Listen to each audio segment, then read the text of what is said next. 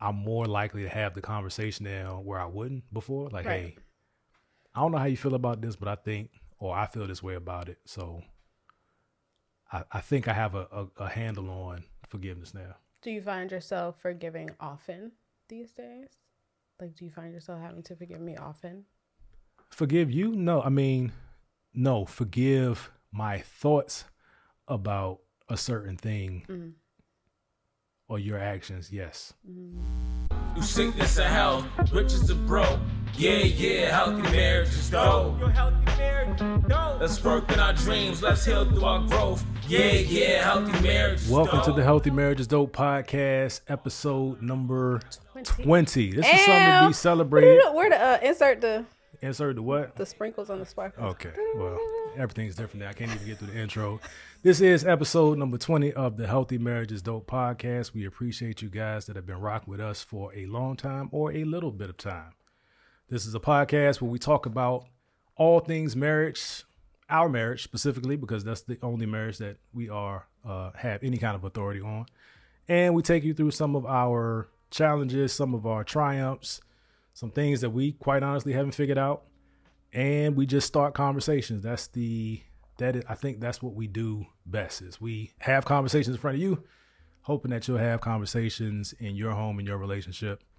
I am one of your hosts, D. Johns.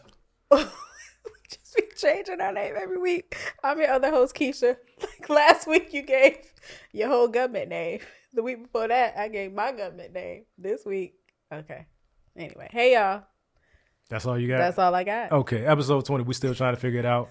We normally start with some chit chat. If this is your first time coming into contact with our content, we try to bring you into our lives a little bit, but we want to maintain your attention, so we don't do it for very long. But this week is the week leading up to Christmas in 2021. So clearly this is an evergreen content. Well, maybe it is. But just What do you mean? Oh, we own it. Come on, Evergreen. Give me a high five for Evergreen. Yes, that just Evergreen. means you can talk about it at any point. It's No, relevant that at any means point. you own it. No, it means it's relevant at any point. No, it's relevant at any point. Anywho, what's going on this week? What you got? Our child is turning 16, and what? We got an 18-year-old and a 16-year-old. How did that happen? Yeah. So. How did it happen? Sex. Okay, great. So in true Table for Seven fashion, we're gonna do it big for our girl, even though her circle is rather small, like her father's circle is pretty small. She's very loyal to the few, but we still wanted to throw her a big bash. So I'm very excited for that on Sunday. Her birthday is the day after Christmas, which is very difficult every year anyway. So I don't know. Why?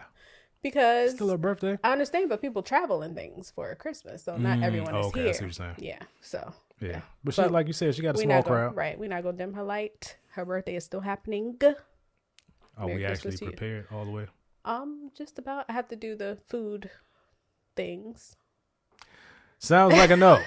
Sounds like a no, but we're gonna figure it out. The What else food is things. This has been a quiet lead up to Christmas. Our baby's getting glasses, y'all. Oh, son. Yeah. Listen, I felt some kind of way in there when he was getting his little eye exam. He was such a big boy. Yeah. To orient the people that are just coming in contact again, we have 5 children. Today He has 5 children. Keisha got 5 kids. I got you first. That's a running joke. Keisha got 5 kids. So today they are 18. If you're gonna do it, then do it. Nah, put you on the spot. 18, almost 16, 14, 8, and 7. Keisha got 5 kids. That's the whole Who point. authorized this? But anywho, it's been our kids have been the older kids. I expect them not to be so hyped about Christmas, but the younger ones, they're just kind of waiting for the day, but they're not really. Nobody asked for anything, which is The younger kids asked for some stuff. I mean, the younger two. Well, Eden asked for a whole the laptop younger two- /iPad. The younger two. This y'all last Christmas with gifts. Putting stuff just on putting the- that out there. on the list. No, but yeah, they really didn't. In general, they didn't really ask for much of anything. Yeah, so either that means they are very grateful children or they're spoiled. I think they're somewhere in the middle. But Christmas is not about the gifts. I mean, we do celebrate with gifts. I like that aspect of it. I like giving. I like seeing people react to stuff. But it's going to be quiet. I mean, this is the second year where we're not having family, and I'm sure that's probably fairly consistent with a lot of people just because of COVID. I don't want to get used to it again. I feel like I'm torn up inside. I can't do this no more. yeah. This it. Yeah. This is it. My sister will be here though. Yeah, her sister's moving here, but Yes. we part of our story is we lived overseas, and because of that, we had to be just a unit to ourselves. Yeah. And then when we came back, we forgot to make friends, and then we started making friends, and then COVID. And, the family was just starting to travel again. We spent 3 years outside of the country, so it was a little bit difficult to have family around for the holidays. But I don't want to get used to that again. I don't want life to go back to where we're just comfortable with it just being us. I'm trying to get used to being an extrovert again. I've been an introverted extrovert for the past 5-6 years. And inviting people back into our space has been like double dutch. Like, how do I get in? But we gonna get it. It'll be fine. All right, enough about us. Until we start talking about us again in a second. What's the topic for tonight? All right, so I had a conversation with my best friend the other day because we talk like every day per usual. And one of the topics that came up, because she is married with children as well, was the idea of forgiveness. And we went very deep into that conversation. So the topic today is forgiveness real? Is forgiveness real? Yeah.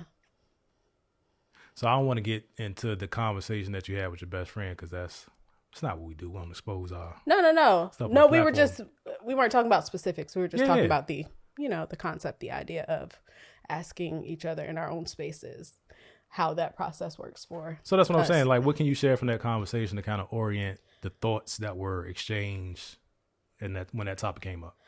So something for me that it was a revelation, like I forgave, but I didn't really forgive. Does that make sense? You said you forgave, but you didn't really forget or forgive. Forgive and forget. Okay. Well, so the forgetful part, I'm kind of cool with. I've had a couple of conversations recently where people are saying that the remembering helps, right? Like they can't. Doesn't help me. Okay, well, let's talk about it. Remembering doesn't help me all of the time, but okay, so going back, as you guys know, we've talked about this many times. Like there were a few years of struggle early in our marriage, and Minty years of struggle. Plenty Minty of years. Menty years of struggle. Minty of years of struggle. And I'm a preacher's kid, and so you're taught you forgive, right? So even through whatever hurts or tribulations or whatever we went through, my thing was, okay, I love you. I forgive you, right? In my 20s, me saying I forgive you and in my soul actually forgiving you, like my heart wanted to forgive you. Not the rest of me, not necessarily, didn't necessarily want to join in with that. So it was a struggle, and not knowing the process of forgiveness, just deciding, okay, I'm going to forgive, and not really knowing the work that goes into actual forgiveness was a struggle for me. So at that point, was it just the right thing to do, and part of your upbringing as a PK that's absolutely. Was it forgive 70 times 7 or something like that? Yeah, turn your other cheek. You got a whole bunch of cheeks, don't you? So, but what did you? Was it just mechanical? Or did you think it was something then that you realized later it was more to it than what you thought then? I had convinced myself that I had forgiven you. Or, yeah, I had convinced myself, like, all right. But then I would remember where the remembrance comes in and then get angry all over again. So that means you haven't forgiven if you're still getting angry over the same things. You know what I mean? Does it? I feel like yes. Like once you forgive, you let it go. You give it to God, let go and let God, right? So you let that go. You never forget what has happened to you, but your reaction to it is different, I feel. You're no longer connected to the emotion. In true forgiveness. Of that. So I admittedly, I struggle with that today. Because I still struggle with that today, because I know it's the right thing, and you say like the whole forgiveness is not for you, it's not for the other person, it's for you. Right. But sometimes I still feel kind of way like I want revenge. I wanted to be even. I wanted to be fair from my perspective. And was that the same kind of feeling that you were feeling then, or was it something different? No, it wasn't the same. Like I never wanted revenge. I just wanted to not feel those feelings. You know what I mean? So how was it? I mean, so how was it different? If you said you were going through the mechanics of it, but what was it that was actually stopping you or preventing it from being true forgiveness in your case? I feel like patterns made it difficult for me to honestly forgive. Always feeling like waiting for the other shoe to drop kind of kept me from at the door of forgiveness, but not actually walking through. And I think that our approaches to where we are now on our road together, like us getting here, was different.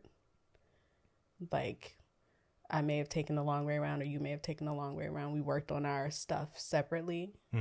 And before we worked on it together, not before, but when we finally worked on it together, knowingly working on it together, it was just, you know, you kind of have to be two people. So I think at times earlier, I know earlier in our marriage, I would have behaviors that warranted me asking for forgiveness, but it was kind of baiting you into a space. Like, if I can get you feeling the way about us like I do, right? And there was times where it was ready to give up or ready to not be a couple anymore.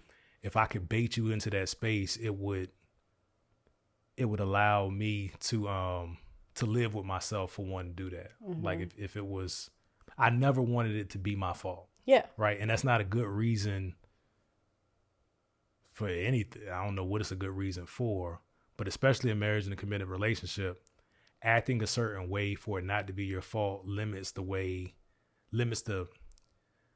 experience of the relationship, right? It becomes more, and I keep saying mechanical, but it becomes more of a ABCD kind of guide to looking successful. The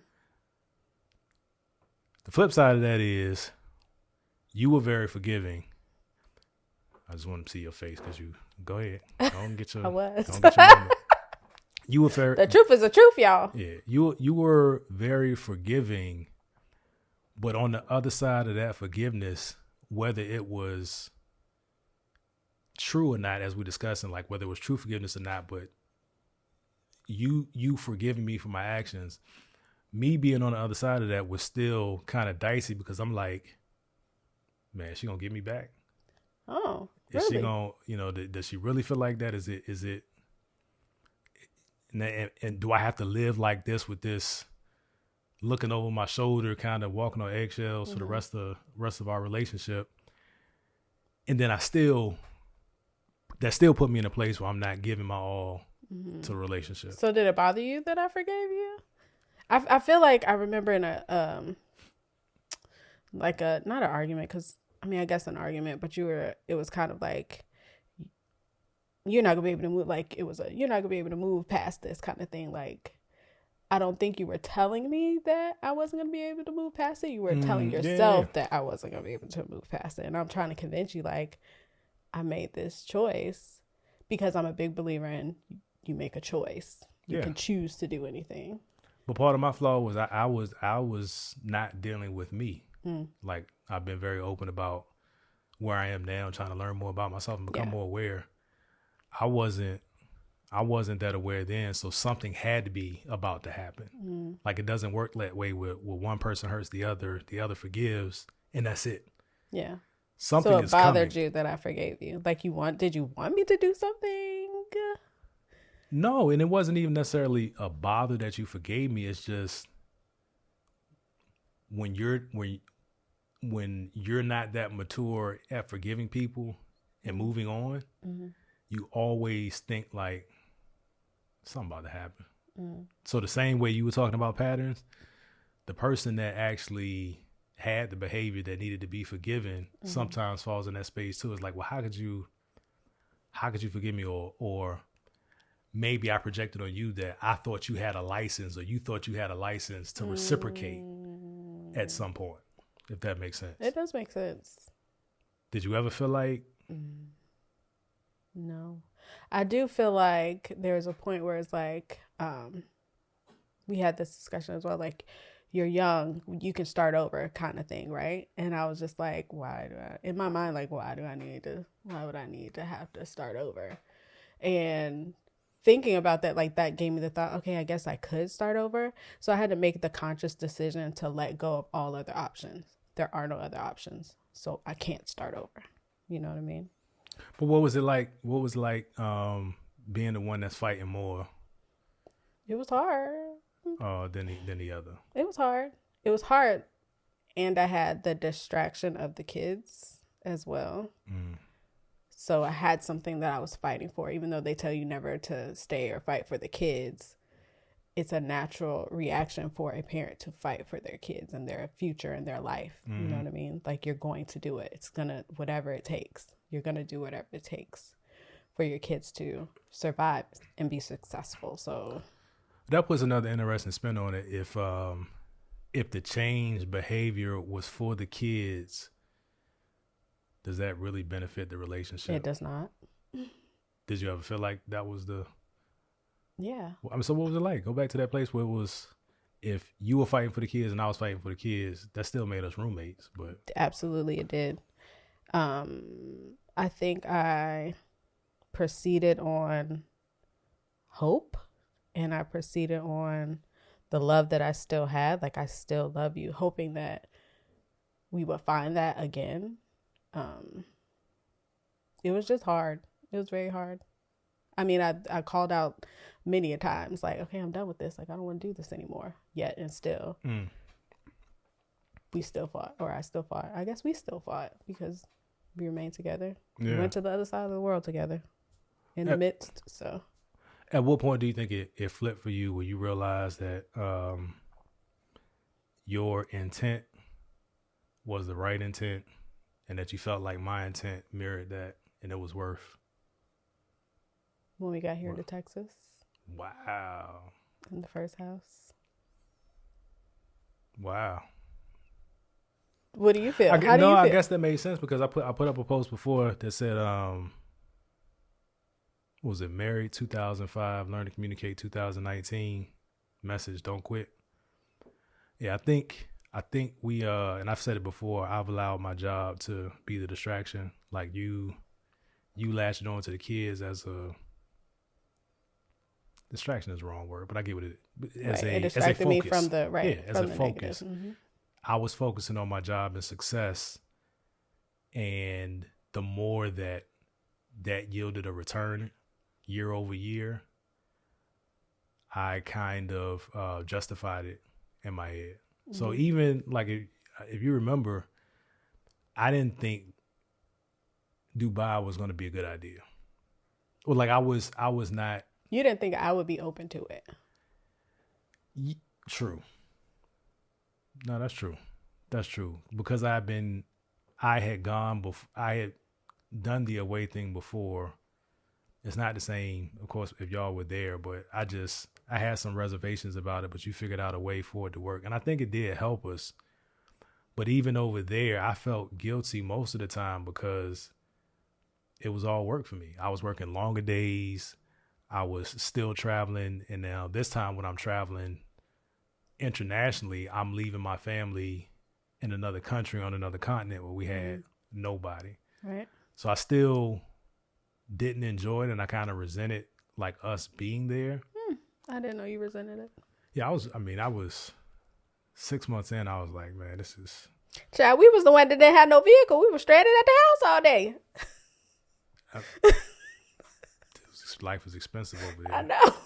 Life was really expensive over there. But it kind of makes sense, because here is where I collected myself, and I kind of slowed down. When we first got back, I was still traveling quite a bit. Yeah. But I think the end of 2019 for me, not knowing what that COVID was going to play into the world as it did and into our lives, of course, I was tired. I was tired of leaving. I was tired of living out of a suitcase, for one, but that wasn't the main reason. I was tired of looking forward to leaving my family. Mm. You know what I'm saying? Yeah. Like it was convenient for me because it always popped up where we needed a break anyway. And I don't think we needed a break. I think we needed to talk and communicate. Right. That's what we needed to do, but we didn't. Right. So yeah, it's a tough one to swallow, but I get it. So how do you feel? Do you feel like, I know it took you a while to forgive me from our initial, like, what tore our relationship up from the beginning. I think we talked about this in like the first or second episode. Like I left for basic training, and while I was there, I made the decision that I wanted to be single. And Derek traveled to Texas anyway to my graduation. No, so let's get the time. But he didn't. Right. No, I'm saying you didn't get the. I did. I wrote you, and he didn't get the letter in time. You threw that anyway before. But like, you told me afterwards that you would have come anyway. So I showed up. Even if you would have. I showed up to graduation to see who I thought was still my girlfriend, to figure out that we ain't go together. I can laugh at it now. I mean, no, it's whatever. not funny. I mean, it wasn't funny. I mean, I was then. 18 and I was away from home, and me and mom had gone through that big argument. Like mom wasn't talking to me because it was a whole thing. Okay, guys. Yeah. And so we were fighting for each other from the beginning, basically. Yeah, and that's interesting because I was talking to someone earlier this week about that. Not in full context, but the fact that I felt wronged earlier in the relationship, and when it got tough later in the relationship, that was still my coupon. That was still my well, you did this unintentionally. Like I wasn't even trying to hurt you. You know what I mean? Yeah. But reality is, I mean, the tit for tat never makes sense. Right. It wasn't warranted. But you don't get to decide how somebody is hurt from your actions, whether they're intentional or unintentional, and the way that they respond to it. You know, I don't know what it's like I know what it was like when we weren't together. Mm-hmm. I just became a whole different person. You was in them streets. Yeah. Yes, I was. He was in them streets. So here's the thing, man. When, like he said, I had a house early, and when we were together, I didn't have a roommate. So when Keisha left, you did. No. Carrie was when you went to basic, I didn't. Oh, I didn't know. Yeah, when you went to basic, I didn't. So I was the logical spot for a lot of things, a lot of worldly things to happen. And I'm just blocking them. Blah, nah, I'm cool. I'm trying to stay faithful. And then when I got there to figure out that really, like, why did I do that? I didn't necessarily felt like I missed out on something. I just felt hurt. Yeah. So I was like, okay. I was just trying to. I am in these grow and mature. Streets. You were definitely in those streets. But yeah, so that was immature because that's the age we were. But me carrying it forward was definitely immature. So that whole, is forgiveness real? Right. How long did it take you to forgive from the time I was 18 until?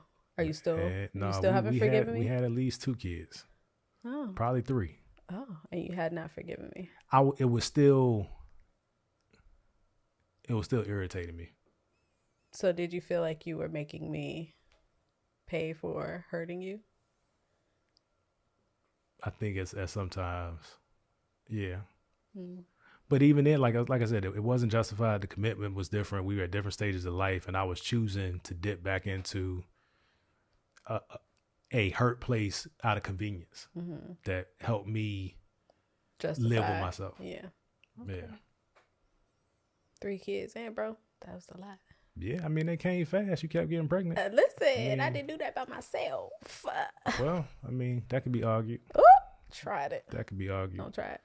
So what does forgiveness look like for you today? To be honest, I'm still working on not just saying that I forgive because it is the right thing to do. Trying not to appease the situation. But I also don't like who I am when I'm like in those like angry. Like I don't like me.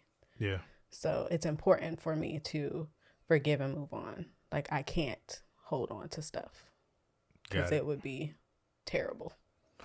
All right, let's It'd take be like Left Eye. Yeah, let's Burn stuff down. No. I'm saying that's how I feel if I don't move on. I'm saying don't say that. I'm not.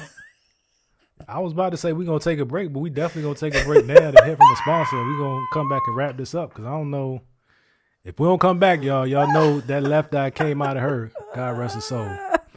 We'll be right back. What's good, fam? I hope you're enjoying the episode. Just wanted to take a quick minute to let you know that this and every other episode you've seen thus far is sponsored by us, Johns & Co. LLC. Family company, family of brands. You can check all of it out by clicking the link in the description below. Our primary site for shopping is johnsandcompany.co. Johns, ANDCOMPANY.co. Shop with us. We appreciate your viewership or your listenership. If you want to take the support to the next level, consider shopping with us. 'Tis the season all year round to buy black. Back to the show. All right, family, we back. I clearly survived the break. Don't let him. Yeah, it was all in gaslight jest. y'all like that. It was all in jest. I hope so. It was. Might sleep with. I am so much better now. 1 hour per night. But we were talking about what does forgiveness look like for you. Yeah. So what does it look like for you? What does it look like for me? I think where I am today, I would say I truly understand the process of forgiveness. And a lot of that is forgiving me, right? Like me forgiving me for things that I've held on to, things that I blame myself for if I didn't, even if I didn't legitimately understand I had the tools to deal with it. I'm just being more open to understanding and accepting my part of it. And that helps. Because if you understand what you contributed to it, that gives you an opportunity to pivot. Whether you choose not to pivot or not, that has a lot to do with, where you're maturing or maybe what the context of that situation is. Mm-hmm. But if I can isolate the me aspect of it, I can forgive more freely and honestly. And at this point, I don't care what it does for the other person. I hope that it does whatever it needs to do. Whatever that's supposed to look like happens. But it's not, and that's not a selfish thing, but I'm not gonna go the rest of my life holding on to stuff, being bitter about stuff that the other person a lot of times isn't even thinking about anymore. Right. Because like we said before, I could be mad at you about something, and a lot of times it was an argument that I had with you in my head. I ain't had no idea. Because I was too angry to talk to you about it. And I had already worked out what I was going. And I just already purposed, like, this is how she's going to react to it. This is the result. And you already in another place. You be walking around the house singing and humming. Which, oh my God. Joyful. I know. I just know. Y'all. I know that was to annoy me. It was not. The spirits, the fruits of the spirit. I love joy, peace, patience, goodness, kindness, and faithfulness. Okay. One thing you're not going to do when I'm mad at you is be humming and singing and be happy. And one thing I'm going to do is move on. Yeah. So there's that. But all jokes aside, I hope you guys are picking up on that. I'm cool now. Like I don't live maliciously and I don't live with ill will intent. Mm-hmm. So if there's something for me to forgive, it's not so hard because it wasn't something that I plotted. Okay. At this stage of life. Okay. Earlier stages for sure, but I'm okay with admitting that I was wrong. I'm more likely to have the conversation now where I wouldn't before. Like, right. Hey, I don't know how you feel about this, but I feel this way about it. So I think I have a handle on forgiveness now. Do you find yourself forgiving often these days? Like, do you find yourself having to forgive me often? Forgive you? No. I mean, no. Forgive my thoughts about a certain thing or your actions, yes. Because we had the conversation before, like we have different timelines or priorities of stuff to happen. Where I think something might need to happen now, you might not. If you think something needs to happen now, I might not. Right. Before I was way more prone to judge you for not living on my schedule. Right. So now I try to be conscious about that, but I say, God, I said, Father, forgive me, Father, forgive me, Father, forgive me. Because I feel like, and it's another thing I said before, having a negative, what was it? A negative perspective of your partner is a gateway drug. Yeah. Because you can start building these things up in your mind off of little things, and then it's so natural to snap because you've had all of these negative thoughts related to something that wasn't really that big of a deal. Right. I see that. So that's where I'm at. Okay. Nan, you quiet? No, I'm processing what you said, and I'm trying. Do you have? I mean, do you feel like you have to forgive me often? I find myself giving you grace like you asked for before. Like I know he's trying to work on these things, and I know that I'm not necessarily the easiest person to live with or to function with all the time. So, I mean. But do you feel like it's something that I'm doing intentionally? I don't think so. I will hope not. I've stopped thinking that you were doing things to hurt me a long time ago. Okay. I feel like we're on the same team now. Like we're not on opposing teams anymore. And that's important. And I get, especially for me to be able to give grace or to forgive, because I know that our end goal is the same. Yeah. No, I get that. I think that's plenty to think about for our listening audience is where they are in that maturity cycle of forgiveness. And some people may have already figured it out a long time ago. We love to hear that in the comments. Yeah, we still or see that in the comments, or you guys can leave a voice note. But let us know what you think is forgiveness. Do you even discuss it in your house, right? Like it's these memes going around. I'm about to say memes, but it's come downstairs, the food ready. Instead of saying I'm sorry. We about to go to Walmart. You want to jump in the car? Yeah. How what is that? How black moms say I'm sorry. Mm-hmm. They just start offering food and stuff like that. I bought you this outfit. Do you like it? Do you think we used to do that? You used to do it for sure. I think I did it too, to a degree. But you did say like you would purchase things. You would just buy things to make things okay. Yeah. But I think I would be like, here's your lasagna. I know it's your favorite meal. Oh, yeah. I tried to make this rice pudding.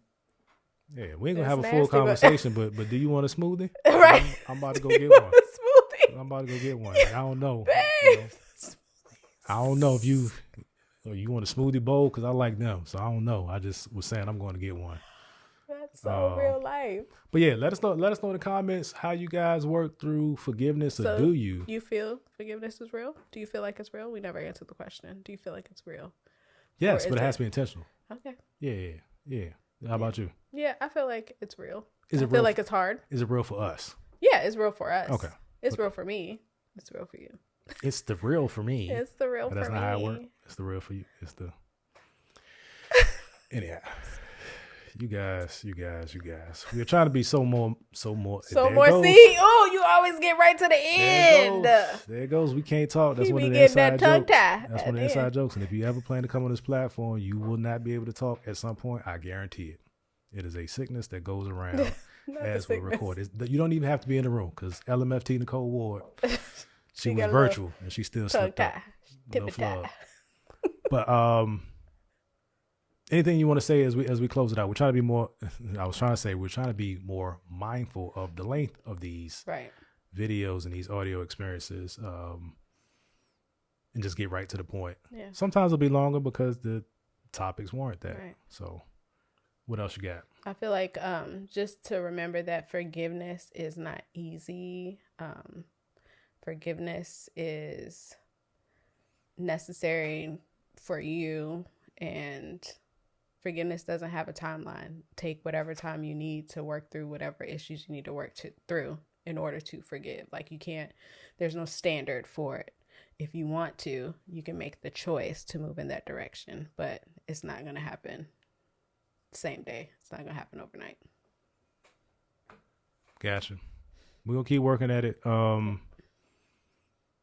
I don't have anything else to add in that regard. I will say to our family that is listening on the audio platform, we appreciate you. We hope by now that you're following this following this podcast, and that you are you set it to auto download. We appreciate that for the YouTube family. What's good? We appreciate you guys for sitting down with us and taking this time to help us think through our thoughts, because that's what we do on this podcast.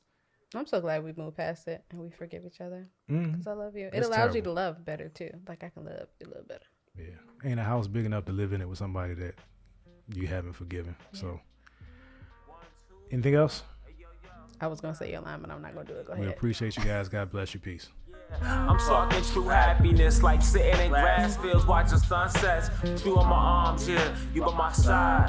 Do you remember your vows? The warmth and the truth in your smile. That's what I live for. Love gave us a voice. We made it through storms. The Healthy Marriages Dope podcast is produced by D-John's Live Studios. All rights reserved. Writer's block. My commitment to you means more than my right to stop. So when bad thoughts tap my mind, I'ma just fight them off. Let God get his praise. This art that we make. Soulmates with silhouettes in the shade. He painted our features with colors. More than a photograph in a frame. Let's fly to the sun. Yeah, let's go to the flames.